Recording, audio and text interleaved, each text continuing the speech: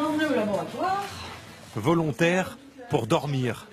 Début de soirée au laboratoire de chronobiologie de Bâle, en Suisse. Ces trois jeunes hommes vont se prêter à une curieuse expérience. L'un se couche avec un livre, un autre avec une tablette, le dernier avec une tablette et ses curieuses lunettes. Je te propose les lunettes à mettre en même temps que tu es sur la tablette. Okay. Voilà, tu verras un petit peu en orange.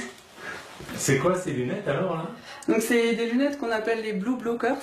Ça bloque en fait les rayons bleus qui proviennent de l'écran de la tablette, quoi. C'est cette lumière bleue qui intéresse les scientifiques. Ce soir encore, son impact sur le sommeil se confirme. Au bout d'une quinzaine de minutes, le premier à vouloir dormir, c'est celui qui a le livre. Ok. Ça y est, c'est l'heure de dormir. 30 minutes plus tard, c'est au tour de celui qui regarde la tablette avec des lunettes filtrantes.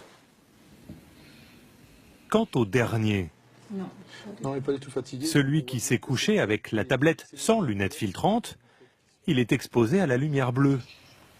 Et il n'a pas du tout envie de dormir. Ce test confirme ce que le docteur Viola a découvert au cours de ses travaux. Les rayons bleus des écrans bloquent la mélatonine, l'hormone du sommeil. La mélatonine est une hormone qui est sécrétée par le cerveau, qui va permettre l'endormissement et va permettre un sommeil réparateur. Donc c'est essentiel pour notre sommeil? C'est essentiel pour le sommeil, non seulement pour le maintenir, mais également pour avoir cet effet réparateur, régénérateur de notre corps. Exposé à des écrans le soir, notre cerveau produit 25% de mélatonine en moins. On s'endort moins vite et on dort moins bien.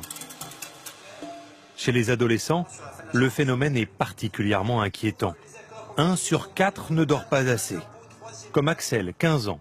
Nous protégeons son anonymat pour lui éviter des problèmes avec les professeurs.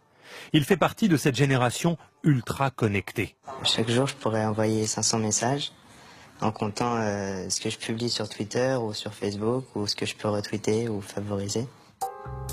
Le problème, c'est que cette addiction ne s'arrête pas à la tombée de la nuit.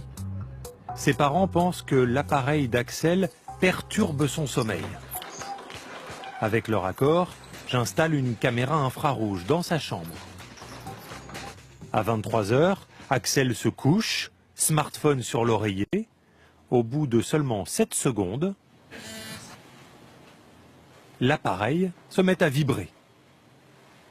Happé par son écran, il envoie alors des SMS, passe de Facebook à Twitter, de Snapchat à YouTube. Il est sur tous les réseaux sociaux. Après avoir surfé 1h15, Axel finit par s'endormir. Les matins de cours, c'est vrai que le réveil est dur, mais c'est vrai que la journée, j'ai des moments de fatigue à cause de ces manques de sommeil. Parfois, en période scolaire, Axel ne dort que 6 heures. À son âge, pour être en forme, il lui faudrait 3 heures de sommeil en plus.